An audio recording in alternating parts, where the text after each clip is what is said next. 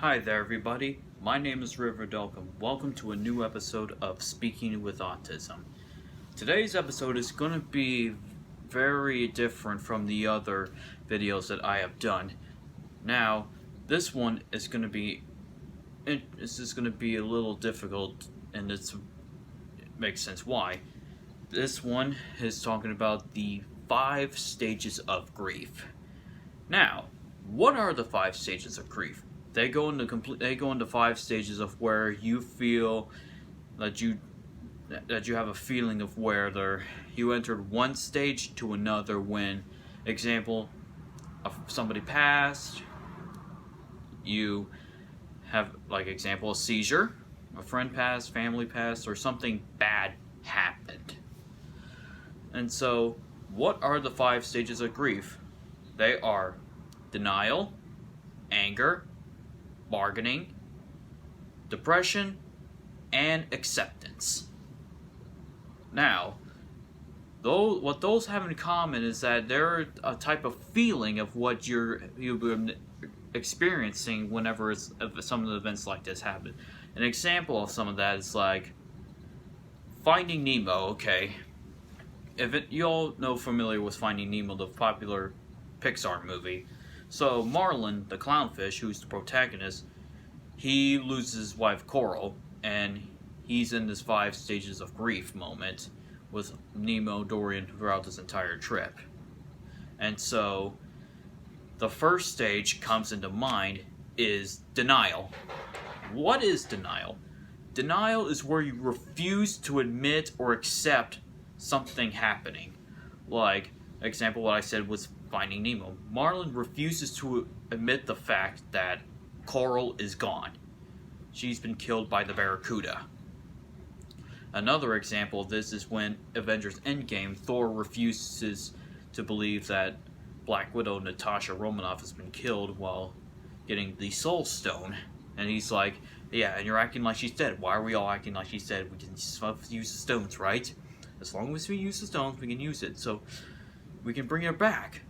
That's it. So the denial is like I said, you don't want to admit or accept that some particular event happened, and that's the hard part, because whenever something bad happens, we don't want to accept it or admit it that something bad happened. Like example, my seizures. None of us wanted to admit that this happened a month ago, and it was pretty terrifying. And so, after the whole denial part, that stage leads to anger. And you know what anger is, right? You're angry. We get angry a lot. We throw stuff out of anger. We can't think straight. We don't know what we're doing. We're just angry. We're angry because this specific event happened. And so that part is where you're, like example, a friend passing, you're angry, you just throw stuff around, you just can't take it because you lost someone close to you. Or the fact that you, like I said, you are on the spectrum. At first you denied it at first, then secondly, you're angry about it. You're angry that you may have that you're saying, why didn't my parents tell this before? How did I know about this? How should I even know about this? Well, I was like that too 2 years ago when I've been told that entire life that I've been found out I was autistic. So I went to anger, and I yelled at my parents saying, why didn't you tell me this? And they had a good reason why. You have to wait at a certain age to know, hey, we didn't want to tell you this before, but you have autism, and that's okay. And it's not a huge burden that you have to carry your weight around and live it throughout the rest of your life. And the next part after anger is bargaining. Now, bargaining, it can be 2 ways. It can be like, it should have been me, or what if this happened? It's a what if or it should have been. like I said on those two movies, Finding Nemo and Avengers Endgame, Marlin said when he made story after being angry with his son Nemo, but then all of a sudden gets captured, he would say to himself, this should have been me. What if I wasn't angry and I just calmed myself down and ran up there? Another, that is Hawkeye from Avengers Endgame, when Black Widow was killed, he said it was supposed to be me because he was going to sacrifice his life to get the Soul Stone so he can be in heaven with his family. However, Black Widow decided that her fate was her own. And so he said, what if this happened? This should have been me. This should have been me. And so many people have bargained a lot saying that, what if this happened? This should have been me. Like earlier, like during 2 years ago, when Dad and I were out camping and the fire came out, I was crying, and then all of a sudden he had 3 heart attacks. I was in the bargaining mode where I said, what if this could have happened? What if I prevented that fire? It should have been me that should have been in the hospital bed, not him. There are so many what if and should have been scenarios that we all can change, but we can't change the past. But we can learn from them, but you cannot hide the past forever. There's always learn, leave the past behind you, move forward. Do not ignore or forget about the past. If you do, you're hiding from it, and that's not a good sign. As a person with autism and who has been through that, it's hard to try and to move on from the past. And it's going to be rough, but you'll manage it to get through. After bargaining comes depression. Now, depression is where you're sad, you're just beaten, you have a defeated look, you're depressed. And depression will lead into horrible things that have been happening. Like, if you are depressed, like, you're down, you just feel sad that, like I mentioned, your friend is gone. You had seizures. Somebody close to you, your dog, your pet, anybody.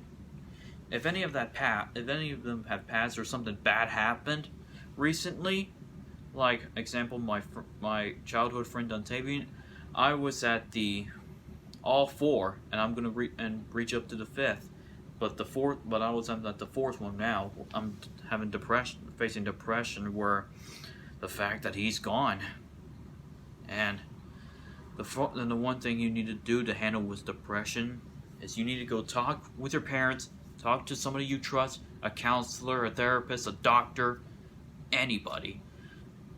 It's not okay to be in depression, and it's really hard. We're in their 2 years of quarantine of COVID-19. It is still around. We're all depressed. Some of us are depressed. We want this to be over, and it will soon. We just don't know when. And so when you're under depression, you go isolate yourself, lock your door, not talk to anybody, and you need to look out for that sign of facing depression, and it's gonna hurt. You don't want to be an island where you're all alone, and so that can lead to depression. And after depression, the 5th and final grief is acceptance. And acceptance is where you actually admit and accept that this person is gone, or your seizures just happened and you didn't want this. Acceptance is going to be the toughest and hardest grief to handle, because you admit that this event happened. Your friend, your family member, your cousin, anybody close to you is gone. Or you had a health scare. At first you didn't want to admit it, but then later on you accepted it and said, wow, I can't believe that this happened. And acceptance, in my opinion, this can be wrong, is the hardest grief to handle. Because when you accept, you admit it. You admit the fact that this event happened. You faced something that at first you were denial at first, that you didn't want to accept it, but then later on you accepted that somebody close to you is gone, or like I said, a health scare. You had a talk with your family or anybody close that you know, and you said to yourself, "Wow, I can't believe I had this health scare, and I'm so sorry." These are all the 5 stages of grief. How can you handle them? First, you need to go first. It's hard to be going through those stages, but first, go talk to your friends, go talk to your family, talk to your doctor, your therapist, anybody. Have a conversation with somebody. They will always be there for you, no matter what situation that you're in. All these stages of grief is going to be hard, and we all have to go through our own ways to handle this kind of problem. It's gonna be tough, but I promise you all, it is gonna be all right. I had to handle through those 5 stages of grief when I had my seizures, or when my childhood friend died in a car wreck, or another friend who died of alcohol addiction 2 years ago, almost close to Christmas. I had to face those griefs, and I know you guys will too. So thank you all for coming. These were the 5 stages of grief that everybody is going to be dealing with. And why does this have to relate to autism? Because a lot of these people went through these stages of griefs, and at first they didn't want to admit it, but then they went into anger. They bargained, saying, "What if there was something I could have done?" You were depressed. Then you accepted, okay, I'm autistic. I know I'm in the spectrum. I didn't ask for this, but I gotta do something about it. Thank you all so much for coming. Before I go, please comment, like, subscribe, ring the bell for notifications, share with your friends, share with anybody. And if you want to be on the show, you can follow me on social media, on Twitter, Snapchat, TikTok, Instagram, all that stuff. I'm River Delcom. I speak autism. Thank you guys for coming, and remember, you are loved no matter what happens, and you will go through those griefs. Thank you. Goodbye.